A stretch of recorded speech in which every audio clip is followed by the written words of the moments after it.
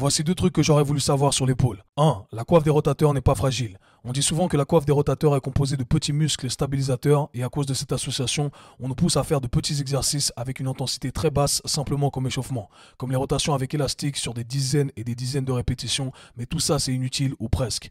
Cette nomenclature est malheureusement erronée, ce sont simplement des muscles et des tissus conjonctifs. Oublie le terme stabilisateur et les associations qui vont avec, ce qui veut dire que ces tissus s'adaptent comme tous les autres tissus. On veut les rendre plus forts en les exposant graduellement à des charges plus élevées comme n'importe quel muscle. Pas étonnant qu'on soit toujours blessé là, vu qu'on ne les entraîne jamais à encaisser des intensités plus élevées. 2. Il n'y a pas de bons ou de mauvais exercices pour l'épaule. Certains exercices dits bons peuvent être dangereux pour votre épaule et inversement, certains exercices dits mauvais peuvent être tolérés par vos épaules. Ce n'est pas une question d'exercice, mais plutôt une question de capacité individuelle.